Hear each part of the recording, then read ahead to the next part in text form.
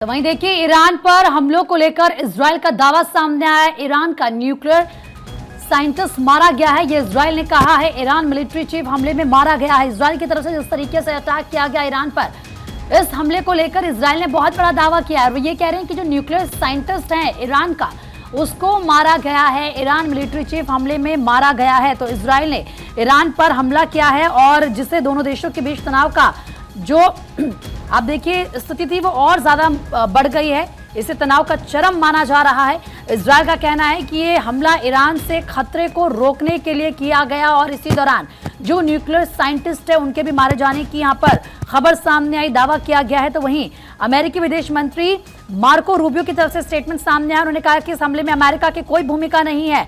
वो ये कह रहे हैं कि इसमें अमेरिका की कोई भी भूमिका नहीं है। इजरायल ने ये कार्रवाई अकेले की है, अमेरिका इसमें शामिल नहीं है। हमारी प्राथमिकता क्षेत्र में मौजूद अमेरिकी बलों की सुरक्षा है। तो देखिए किस तरीके से इजरायल की तरफ से ये ईरान पर बड़ा अटैक किया गया है और ये कह रहा है कि हमने अपनी रक्षा के लिए अटैक किया है।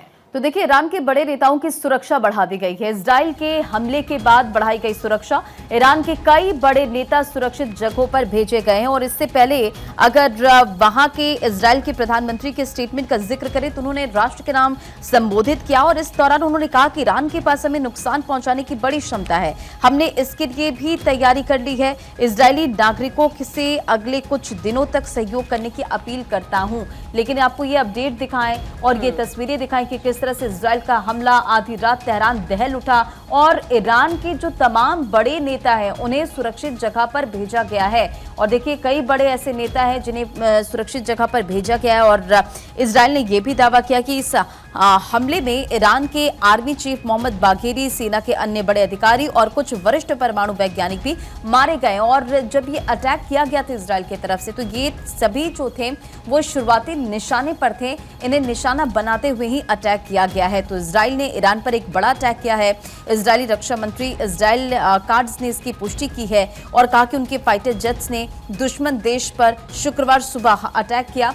अब देखिए, अपडेट ये है कि ईरान के जो जितने बड़े नेता हैं उन्हें सुरक्षित जगहों पर भेजा गया है, क्योंकि ये एक बहुत बड़ा हमला, आधी रात को तेहरान दहल उठा। ईरान की जो सरकारी मीडिया है उसकी तरफ से पुष्टि की गई है कि इस हमले में IRGC के कमांडर हुसैन सलामी की मौत हो गई है। हुसैन सलामी, जो कि ईरान की सेना में सबसे अहम पद पर थे, उनकी लीडरशिप में IRGC ईरान के बैलिस्टिक मिसाइल सिस्टम को वो संभालता था। तो ये तमाम अपडेट, और देखिए ये हमला इसलिए किया गया क्योंकि ईरान में परमाणु हथियार बनाने की दिशा में बहुत खतरनाक कदम उठाए, ये स्टेटमेंट दिया गया इजराइल के प्रधानमंत्री बेंजामिन नेतन्याहू की तरफ से।